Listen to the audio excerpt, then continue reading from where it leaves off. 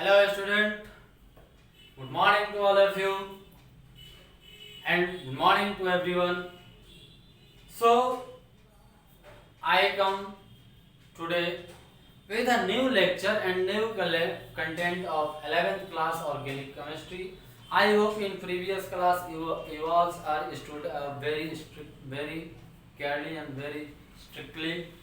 तो पिछले क्लास में मुझे बहुत खुशी हो रही है कि जो चीज भी मैंने बताया था उसको आप लोगों ने बहुत अच्छा से देखा और बढ़िया से समझने की कोशिश की। आप लोगों ने बहुत अच्छा से देखा उस चीज को, फीडबैक भी बहुत बढ़िया आया। तो कैसे हो आप लोग? तैयार हो आप लोग ऑर्गेनिक केमिस्ट्री के लिए?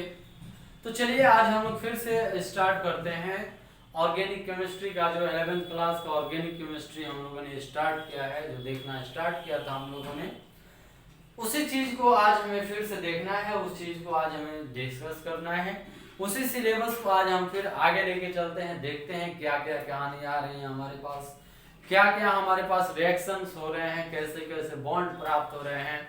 बहुत मजेदार है ये केमिस्ट्री, बहुत इंटरेस्टिंग है आइसोमेरिज्म। सो प्लीज जाइए मत, देखते रहिए ऑर्गेनिक। चलिए हम लोग स्टार्ट करते हैं आज फिर से टाउटोमेरिज्म के अंदर। टाउटोमेरिज्म क्या है, उसके अंदर क्या क्या चीज हमें मिलने वाले हैं, उस सब चीजों को हम लोग आज देखेंगे यहाँ पे, और उस चीज को बेहतरीन तरीके से हम लोग समझने की कोशिश करेंगे।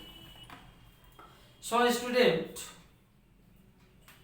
मैंने पिछले क्लास में एक चीज बताई थी आप लोगों को कि कीटो इनॉल टाउटोमेरिज्म वहीं पे संभव है जहां पे अल्फा कार्बन हो।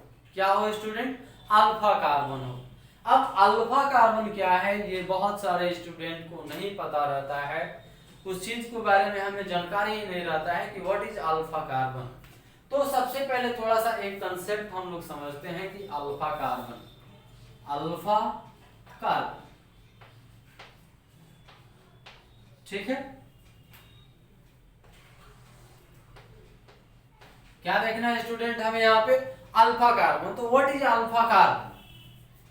बात आ रहा है हमारे पास कि अल्फा कार्बन है क्या। तो जो भी हमारे पास फंक्शनल ग्रुप हो, ठीक है, जो भी हमारे पास फंक्शनल ग्रुप हो या जो भी फंक्शंस हो, जैसे double bond, triple bond, functional group, इसके जस्ट बगल वाले कार्बन को बोलते हैं हम लोग alpha carbon.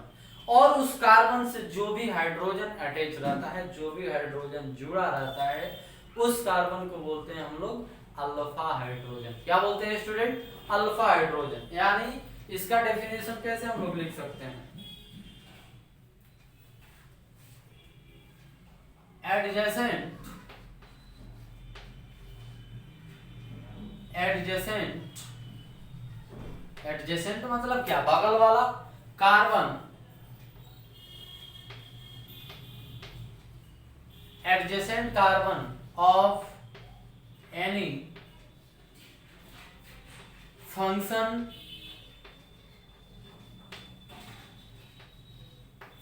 or functional group, adjacent carbon of any function or functional group is called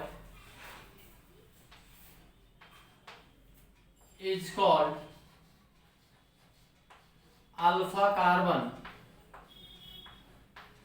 is called alpha carbon, and connected hydrogen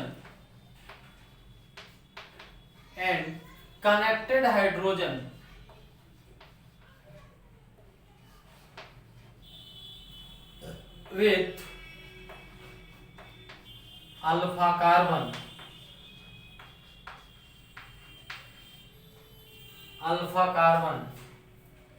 is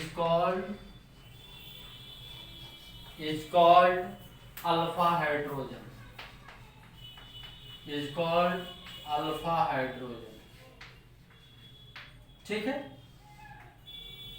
तो alpha carbon भी यहां हम जान गए और अल्फा हाइड्रोजन भी हम यहां जान गए, ठीक है।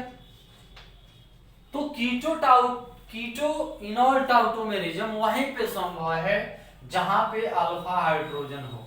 अगर अल्फा हाइड्रोजन नहीं है तो उस कंपाउंड में जो है अल्फा हाइड्रोजन उस कंपाउंड में जो है टाउटोमेरिज्म की घटना नहीं होगी। अब थोड़ा सा इस चीज को हम लोग समझने की कोशिश करते हैं, देखने की कोशिश करते हैं। जैसे मान लीजिए हमारे पास एक कंपाउंड है C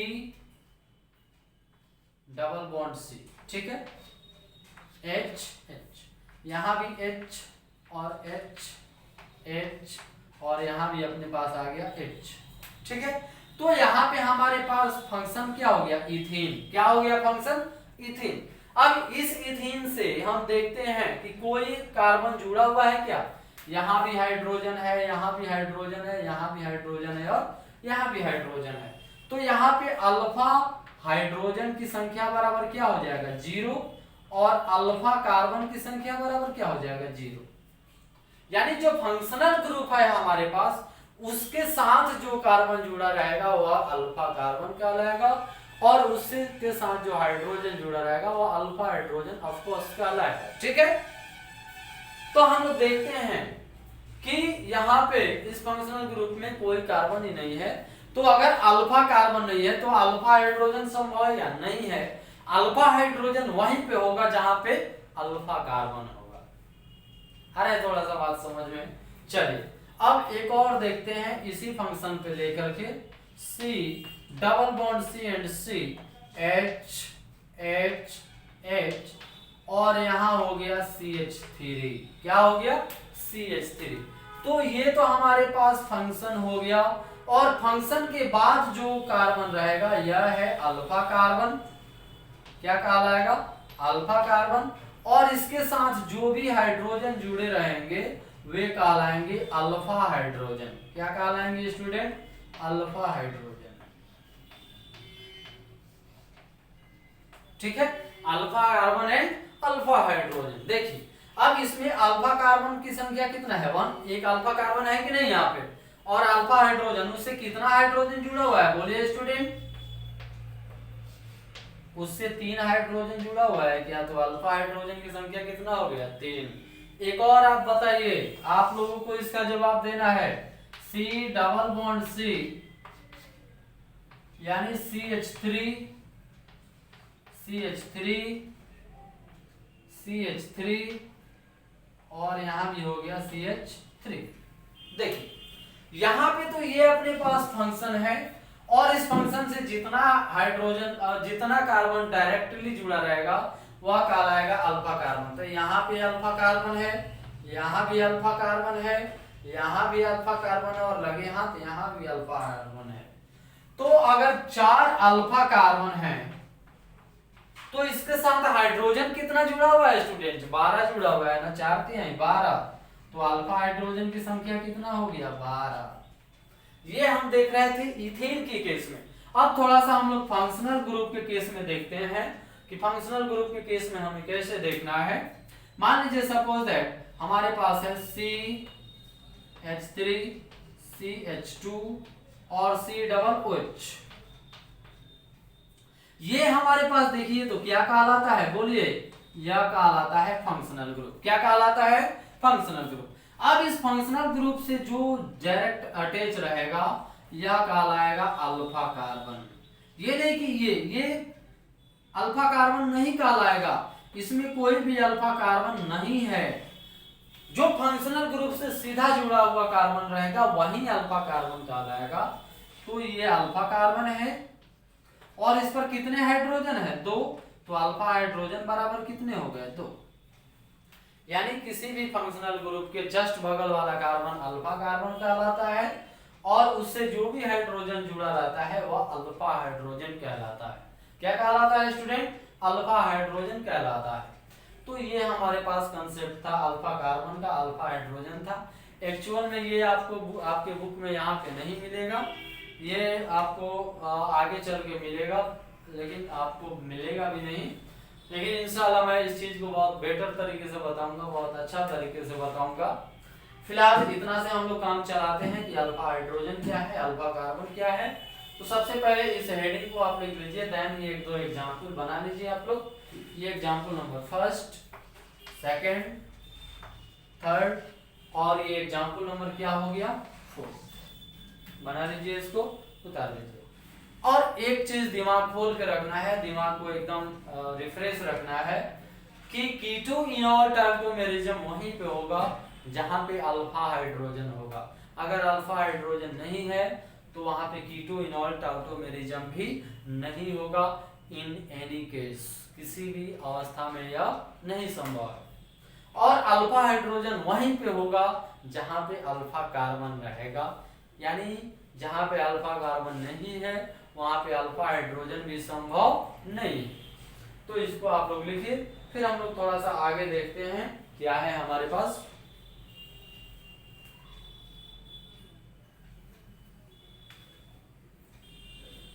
चलिए लिख लिया आप लोग, आगे बढ़ते हैं हम लोग। चल रहा है सब ठीक ठाक? चलिए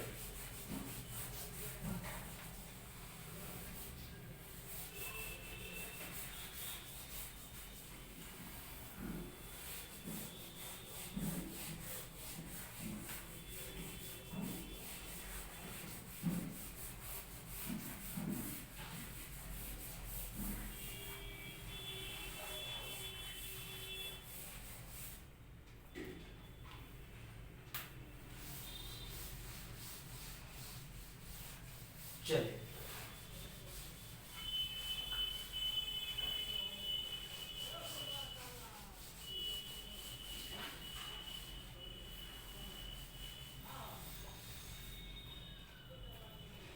आगे बढ़ते हैं। अब दूसरा टाउटोमेरिज्म हम लोग देखते हैं बी में, नाइट्रो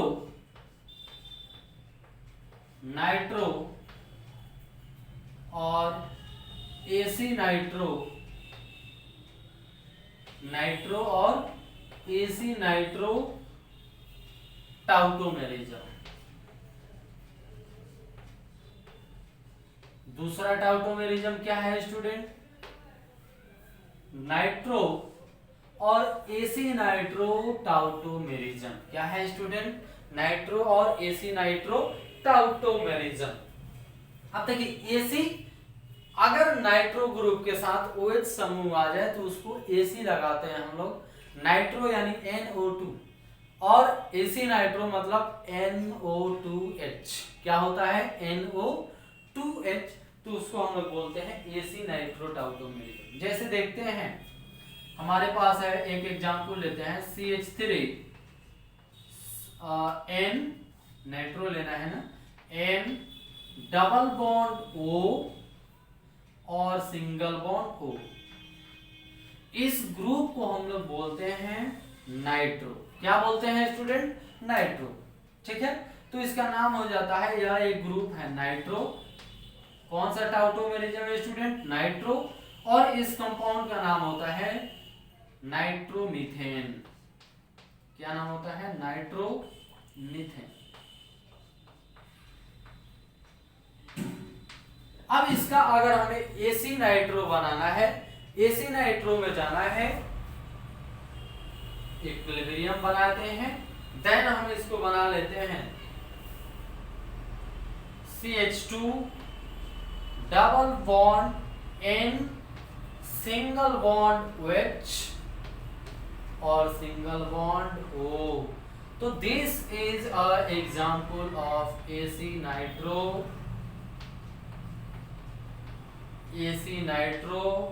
टाउटोमेरिज्म। किसका एग्जांपल हो गया स्टूडेंट? एसी नाइट्रो टाउटोमेरिज्म का एग्जांपल हो गया एसी नाइट्रो टाउटोमेरिज्म। क्या नाम हो गया स्टूडेंट? AC nitro टाउटोमेरिज्म। अब इसका भी थोड़ा सा मैकेनिज्म हम लोग देखते हैं, इसका भी थोड़ा सा क्रियाविधि देखते हैं कि आखिर ये हुआ है तो कैसे हुआ है। तो CH2, यहाँ पे एक H लिख सकते हैं क्या हम student? Yes, N double bond O और सिंगल बॉन्ड O। तो जब यहाँ पे एक पाई बॉन्ड ब्रेक होगा, पाई बॉन्ड जब टूटेगा तो ऑक्सीजन का पोलैरिटी क्या है? ज्यादा है। It means it sustain negative charge and nitrogen पे कौन सा चार्ज आ जाएगा? Positive charge. अब यहाँ पे जब ये बॉन्ड टूटेगा तो हाइड्रोजन पे कौन सा चार्ज? Plus charge. और कार्बन पे कौन सा charge, minus charge, minus plus के साथ और प्लस माइनस के साथ, दिस बिकम्स CH2, क्या बन जाएगा CH2, माइनस प्लस मिलके क्या बॉन्ड क्रिएट करेगा क्या, yes, this double bond an single bond OH और single bond with arrow cap O। तो ये क्या बन गया, ये हमारे पास था इसका मैकेनिज्म, क्या था हमारे पास मैकेनिज्म। अब एक होमवर्क के लिए आपके पास रहेगा, आपको इसका नाइट्रो और एसी नाइट्रो बना लेना है। C2 sorry CH3 CH2 and double bond O और सिंगल बॉन्ड O।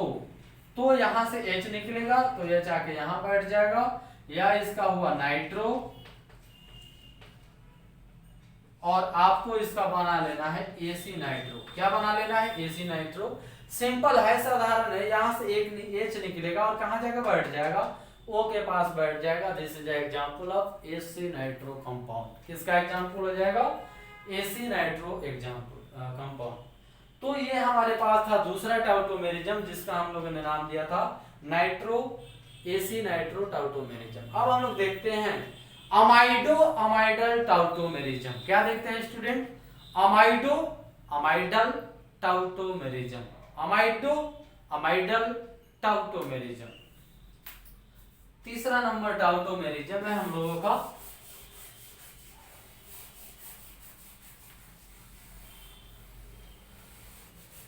ये अभी टाउटोमेरिज्म ही चल रहा है हम लोगों का, बहुत ही इंपॉर्टेंट है। मैं बिल्कुल ही डेप्थ में जाके आप लोगों को बताने की कोशिश कर रहा हूँ, एकदम डेप्थ में जाके आप लोगों को समझाने की कोशिश कर रहा हूँ मैं।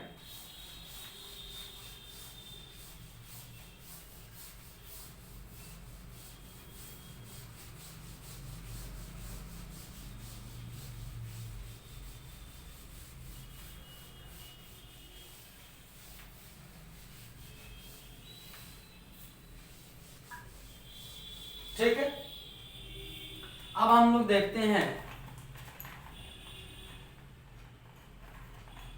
अमाइडो अमाइडल। क्या है हमारे पास, तीन में अमाइडो अमाइडल, अमाइडो अमाइडल टाउटोमेरिज्म।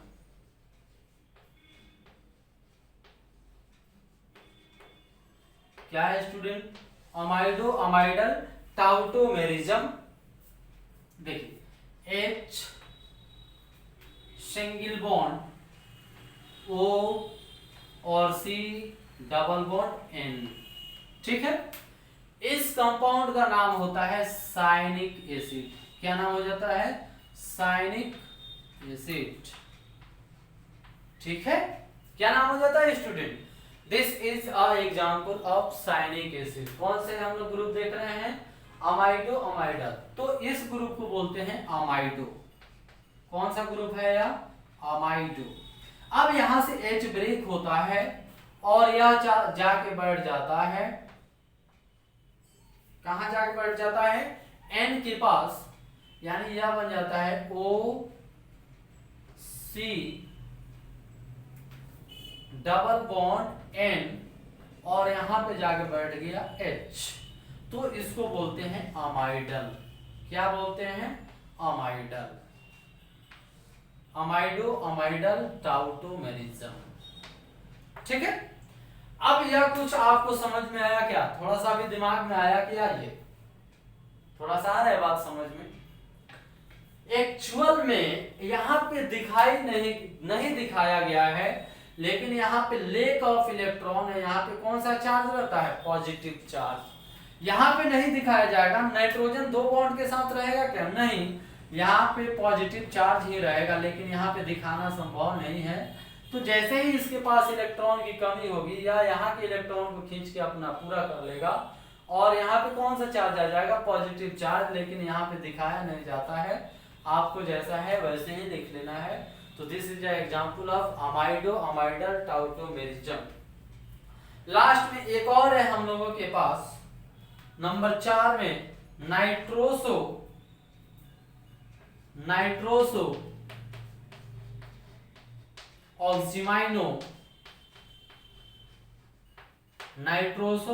ऑक्सीमाइनो टाउटोमेरिज्म।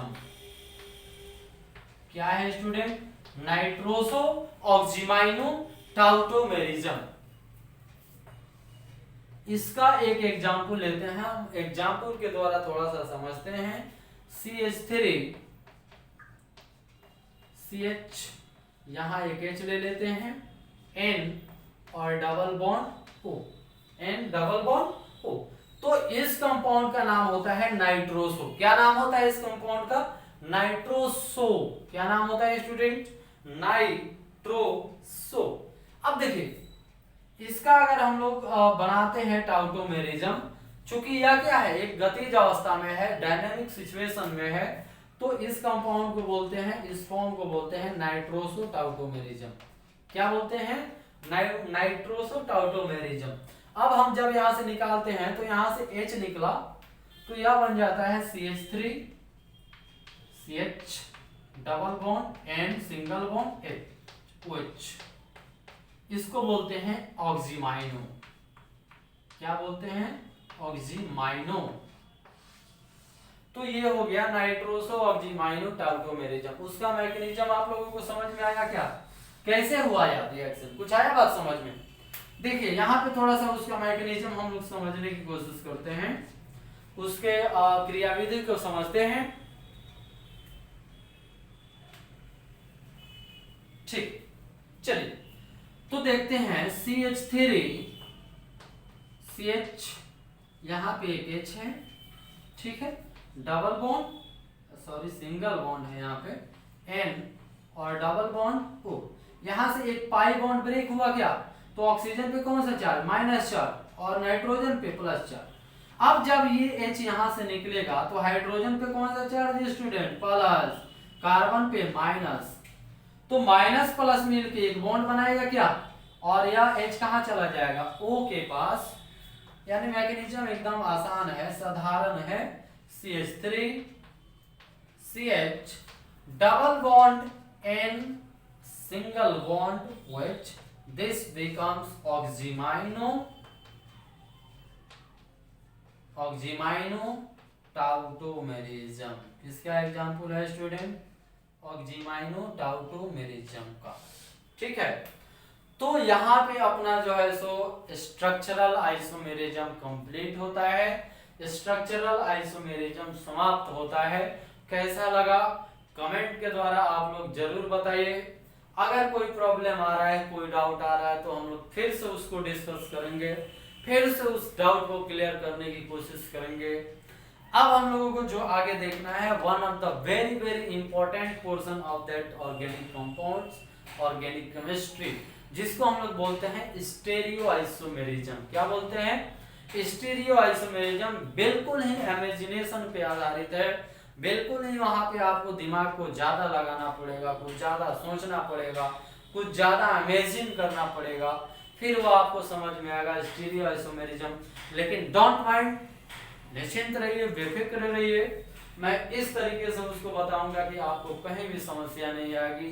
एकदम धकाधक आप उसके क्वेश्चन को बनाओगे, फटाफट लगाओगे, कोई प्रॉब्लम आपको वहां पे नहीं आएगी। तो यहाँ पे हम लोगों का जो है बहुत ही बेहद खुशी की बात है कि स्ट्रक्चरल आइसोमेरिज्म हम लोग कंप्लीट कर चुके हैं। यानी अप्रॉक्स करीब करीब 40% आइसोमेरिज्म के पोर्शन को हम लोग कवर कर लिए हैं। लेकिन इसका जो सबसे लेंथी पोर्शन है स्टीरियो आइसोमेरिज्म, वह अभी बाकी है। कहीं जाइए मत, मैं तुरंत यहाँ स्टार्ट कर रहा हूँ स्टीरियो आइसोमेरिज्म। तो चलिए हम लोग देखते हैं कि what is stereo isomerism. Stereo isomerism आखिर है क्या? तो जिसको हमने नाम दिया था स्टीरियो आइसोमेरिज्म। क्या नाम दिया था स्टूडेंट? Stereo isomerism.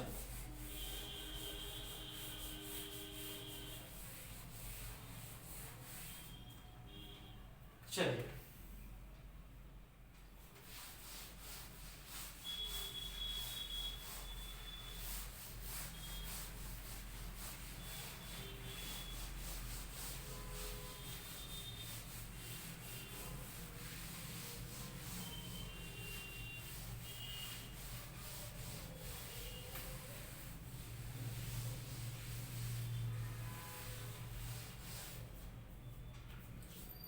चलिए स्टार्ट करते हैं हम लोग।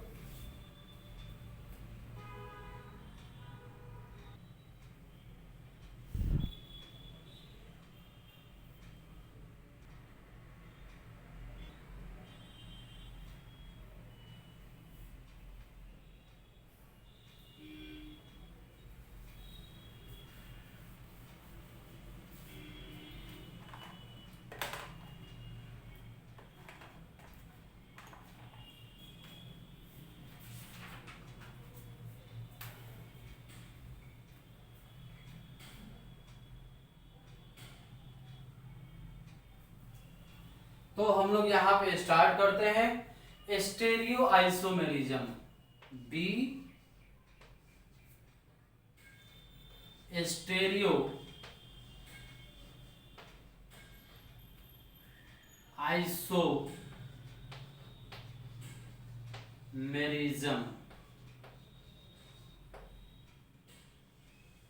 क्या स्टार्ट करना है स्टूडेंट?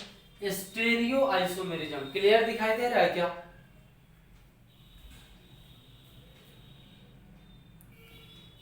ठीक। तो हमें देखना है स्टीरियो आइसोमेरिज्म के बारे में कि स्टीरियो आइसोमेरिज्म है क्या। तो स्ट्रक्चरल आइसोमेरिज्म में हम लोग डिस्कस कर रहे थे कि जिसका मॉलिक्यूलर फॉर्मूला सेम हो लेकिन स्ट्रक्चरल फॉर्मूला डिफरेंट। लेकिन यहाँ पे बिल्कुल ही डेफिनेशन बदल जाएगा। जो डेफिनेशन हम लोग वहां पे देखेंगे वह भी यहाँ पे सेम होगा। यानी स्ट्रक्चरल फॉर्मूला भी सेम हो, मॉलिक्यूलर फॉर्मूला भी सेम हो, लेकिन जो इसका स्पेशियल अरेंजमेंट होगा, जो आकाशीय सजावट होगा, जो 3 डायमेंशनल सजावट होगा, वह क्या हो जाएगा? डिफरेंट हो जाएगा। क्या हो जाएगा स्टूडेंट? डिफरेंट हो जाएगा। तो इसमें आगे चल करके हम लोगों को मिलेगा कॉन्फ़िगरेशनल आइसोमेरिज्म और एक मिलेगा कन्फॉर्मेशनल आइसोमेरिज्म।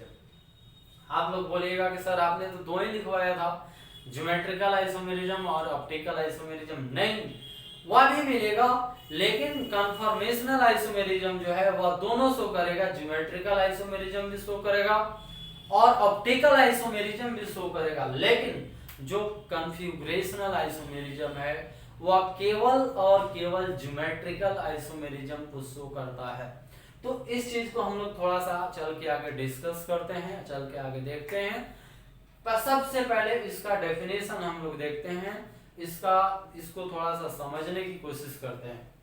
तो स्टीरियो आइसोमेरिज्म में जो है सेम मॉलिक्यूलर फॉर्मूला रहता है। क्या रहता है student? Same molecular formula. Same molecular formula रहेगा, सेम स्ट्रक्चरल फॉर्मूला रहेगा,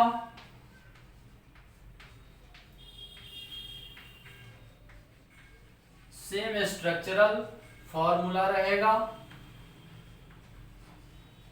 लेकिन डिफरेंट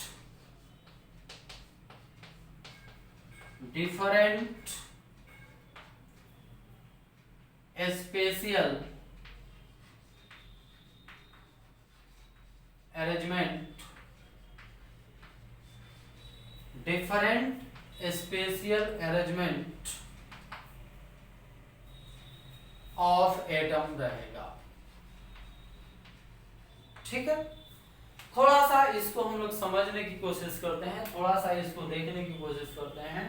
मान लीजिए सपोज दैट हमारे पास एक कंपाउंड है ए, बी, सी और डी। ठीक है, एक कंपाउंड है जिसमें ए सिंगल बॉन्ड के द्वारा बी से जुड़ा हुआ है, बी सिंगल बॉन्ड के द्वारा सी से जुड़ा हुआ है and the C single bond connected with D. अब इसको मैंने ऐसे लिख दिया ए, बी और डी और सी। तो इन दोनों को देखते हैं ए और बी को, जिसका नाम 1 और 2 दे दिया जाए। ठीक है, थोड़ा सा दिमाग लगाइएगा।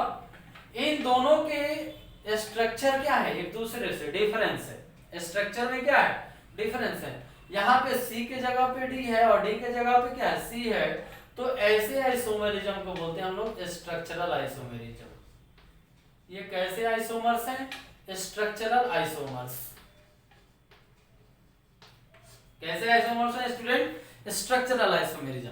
अब स्पेशियल अरेंजमेंट क्या होता है? स्पेशियल मतलब क्या? आकाशीय सजावट, जो एक 3 डिग्री में होगा, यानी डिफरेंट स्पेस ऑक्युपाइड होगा, यानी स्पेस जो ग्रहण करने की जो प्रवृत्ति होगी वह अलग अलग होगी। अब मान लीजिए हम इस कंपाउंड को कुछ ऐसे लिख देते हैं B, और यहां हो गया D, यहां हो गया A, और यहां हो गया C। ठीक है, यानी यह जो स्पेस ऑक्युपाइड किया, कुछ ऐसे स्पेस घेरा है क्या? घेरा है। अब इसको मैं अगर कुछ ऐसे बना दूं B, D, यहां आ गया A, और यहां आ गया C, यानी यहां पे जो स्पेस इसने घेर रखा है वह कुछ ऐसे घेर रखा है। ठीक है, तो यहां पे जो ये दोनों कंपाउंड कहलाएंगे आपस में, ये डिफरेंट स्पेशियल अरेंजमेंट है, यानी जो स्पेस घेरने की जो एक अरेंजमेंट है वह क्या है? दोनों का एक दूसरे से अलग है। तो this is a example of spatial arrangement. दोनों में स्पेशियल अरेंजमेंट क्या है? वह डिफरेंट है। स्पेशियल अरेंजमेंट डिफरेंट, या दोनों में क्या है? डिफर है, अंतर है। यानी यौगिकों में जब एटम के द्वारा स्थान ग्रहण करने की अगर जो प्रवृत्ति है वह अलग अलग हो, अलग अलग स्थान घेरे हुए हो, तो अगर ऐसे संभव है आइसोमर्स में, तो वो आइसोमर्स कहलाएंगे स्टेरियो आइसोमर्स, और इस घटना को बोला जाता है स्टेरियो आइसोमेरिज्म। देखिए एटम सभी में क्या है? सेम, लेकिन इन दोनों में स्पेस को ग्रहण करने की क्षमता क्या है? स्पेस ग्रहण जो हुआ है वह क्या है? अलग अलग अरेंजमेंट है, अलग अलग सजावट है एटम का। तो ऐसे कंपाउंड या ऐसे कार्बनिक यौगिक जो डिफरेंट स्पेस ऑक्युपाइड करते हो, डिफरेंट भिन्न भिन्न तरीके के स्पेस ग्रहण करते हो, तो उसको बोलते हैं हम लोग स्पेशियल अरेंजमेंट डिफर, या डिफरेंस इन स्पेशियल अरेंजमेंट। थोड़ा सा यहां से क्लियर हुआ है क्या? क्लियर हुआ? तो इसका डेफिनेशन हम लोग क्या बना देते हैं? इसका डेफिनेशन हम लोग क्या समझ सकते हैं, क्या लिख सकते हैं इसके डेफिनेशन को? तो मैं आप लोगों को अभी यहां लिख के बताता हूं। इंग्लिश हिंदी दोनों में चला जाए, या केवल इंग्लिश में चला जाए? नहीं, इंग्लिश हिंदी दोनों में चला जाए। चलिए अब थोड़ा सा यहाँ पे हम लोग समझते हैं इस बात को कि इसके परिभाषा को हम लोग कैसे लिख सकते हैं। तो compounds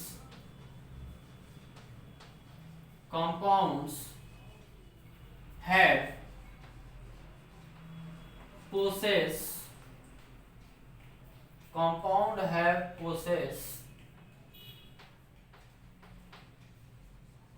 possess same molecular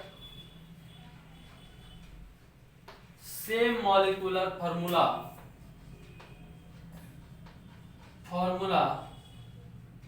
and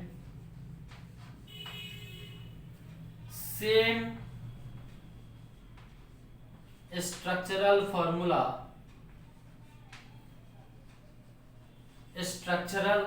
formula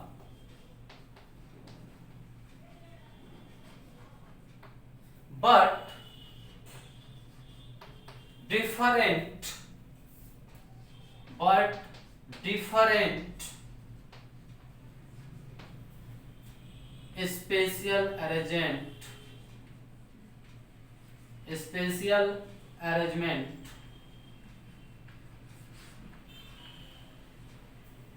spatial arrangement around, या spatial arrangement of atom is called is called stereomers.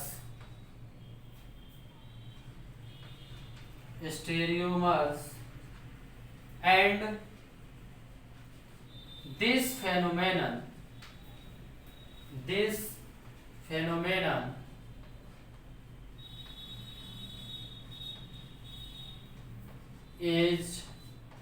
known as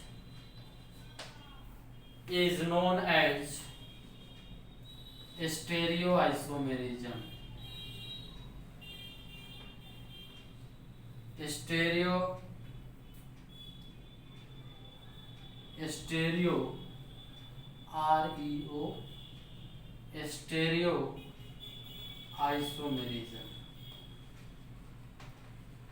क्या बोलेंगे इसको? स्टेरियोआइसोमेरिज्म। यानी वैसे कंपाउंड जिनमें सेम मॉलिक्यूलर फार्मूला हो, सेम स्ट्रक्चरल फार्मूला हो, बट डिफरेंट स्पेशियल अरेंजमेंट हो, आकाशीय सजावट जो है वह भिन्न भिन्न हो, तो ऐसे कंपाउंड को बोलते हैं एक दूसरे का आइसोमर्स, और इस पूरे फेनोमेना को बोला जाता है स्टेरियोआइसोमेरिज्म। क्या बोलते हैं स्टूडेंट? स्टेरियोआइसोमेरिज्म। अब जिनको हिंदी में लिखना है वह हिंदी में भी लिख सकते हैं, हिंदी में भी इस चीज को समझ सकते हैं। मैं एक बार बोल दे रहा हूं उसको, देखिए। वैसे कार्बनिक यौगिक जिनका समान आणविक सूत्र हो और समान संरचना सूत्र हो, बट लेकिन उस यौगिकों में परमाणुओं के बीच भिन्न भिन्न आकाशीय सजावट हो, तो उसे स्टेरियोमर्स कहा जाता है, तथा इस घटना को स्टेरियोआइसोमेरिज्म